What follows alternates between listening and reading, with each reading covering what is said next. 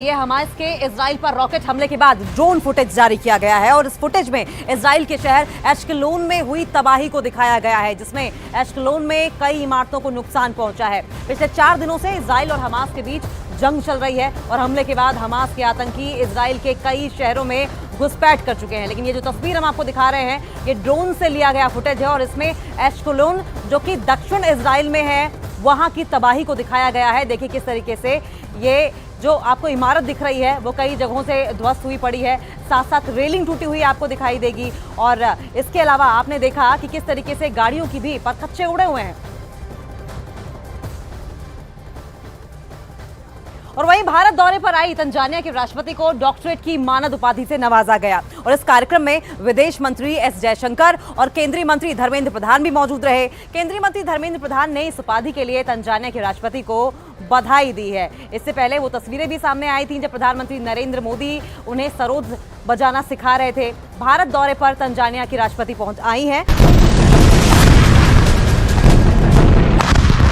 तेल अवीव में हमास ने हमला किया, लेकिन अभी यहाँ थोड़ा सा हमला कम किया है।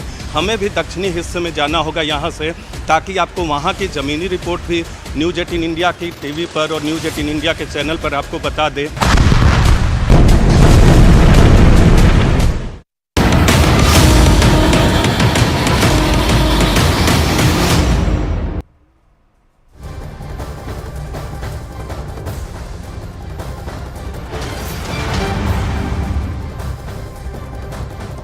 तो देश का number 1 Hindi news channel news 18 India एक एक तस्वीर इजराइल और हमास के बीच चल रहे युद्ध की आपको दिखा रहे हैं। ग्राउंड जीरो पर हमारे रिपोर्टर लगातार मौजूद है, लेकिन शुरुआत एक बड़ी खबर के साथ कर रहे हैं। इजराइल के प्रधानमंत्री नेतन्याहू ने पीएम मोदी से फोन पर बातचीत की है। दोनों के बीच मौजूदा हालात पर बातचीत हुई है। बड़ी खबर इस वक्त की आपको बता रहे हैं। इजराइल के पीएम नेतन्याहू ने प्रधानमंत्री नरेंद्र मोदी से फोन पर बातचीत की है, साथ ही उन्हें मौजूदा हालात के बारे में जानकारी दी गई है, क्योंकि पहले ही भारत इस बात को क्लियर कर चुका था कि देखिए आतंकवाद के खिलाफ हमारी लड़ाई हमेशा जारी रहेगी। और इस बात को लेकर भारत हमेशा कहता आया है कि देखिए बातचीत और आतंकवाद एक साथ नहीं हो सकता है। और जिस तरीके से हमास की तरफ से युद्ध की शुरुआत की गई उसकी कड़े तौर पर निंदा भारत की तरफ से की गई थी। इन सब के बीच में बड़ी खबर आपको बता रहे हैं। देखिए प्रधानमंत्री नरेंद्र मोदी ने ट्वीट किया है जिसमें उन्होंने इस बात की जानकारी दी है कि मैं प्राइम मिनिस्टर नेतन्याहू को थैंक यू करता हूं कि उन्होंने मुझसे फोन पर बातचीत की और अपडेट दिया कि आखिर ऑनगोइंग सिचुएशन वहां पे मौजूदा हालात क्या हैं।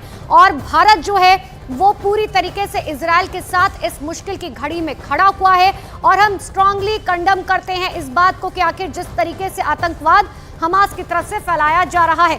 तो नरेंद्र मोदी का ये ट्वीट आपको दिखा रखे हैं, लेकिन आप समझिए एक तरफ तमाम ऐसे ताकतवर देश जो लगातार इजराइल की तरफ के साथ खड़े हुए हैं, जिसमें ब्रिटेन, अमेरिका, फ्रांस जो है वो शामिल है। दूसरी तरफ कई ऐसे देश हैं जो फिलहाल फिलिस्तीन के साथ खड़े हुए हैं, जिसमें ईरान तक का नाम शामिल है। लेकिन इन सब के बीच में सबसे बड़ी खबर आपको बता रहे हैं, प्रधानमंत्री नरेंद्र मोदी ने ट्वीट कर इस बात को बताया कि हाँ उनकी पीएम नेतन्याहू से बात हुई है। एक एक खबर आपको बता रहे, एक और बड़ी खबर आपको बता दें दक्षिणी इजराइल से, जहां पर एक बार फिर से रॉकेट से हमला किया गया है और दक्षिणी इजराइल में लगातार सायरन बज रहे हैं। एयर अलर्ट के लिए ये सायरन बज रहे हैं ताकि हमले के हालात में लोग अपने आप को सुरक्षित कर सकें और सुरक्षित जगहों पर छिप सके।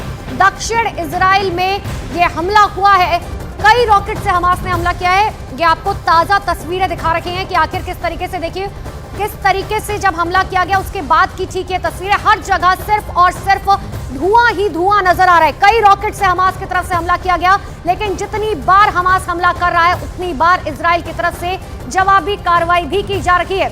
इजराइल ने साफ तौर पर कह दिया है कि हम ऐसा बदला लेंगे कि आने वाली पीढ़ियां भी याद रखेंगी हमास के कि आखिर हमारे घर में घुसकर जो है इस युद्ध को ललकारा है। और इन सब के बीच में ये तस्वीरें आपको दिखा रहा है दक्षिण इजराइल में। देखिए हमास की तरफ से जब ये हमला किया गया ठीक उसके बाद की तस्वीरें कि आखिर किस तरीके से ये धमाका हुआ। और सबसे बड़ी बात यह है कि देखिए अगर आप रशिया यूक्रेन युद्ध को याद करेंगे उस वक्त ये था कि रिहायशी इलाकों में हमला नहीं किया जा रहा था। शुरुआती दौर में रिहायशी इलाके यानी कि समझिए जहां पर लोग रहते हैं, लेकिन जिस वक्त हमास की तरफ से इस युद्ध की शुरुआत की गई तो सबसे पहला निशाना जो है वो रिहायशी इलाकों को बनाया गया, यानी कि बाजार, हॉस्पिटल, लोगों के घर,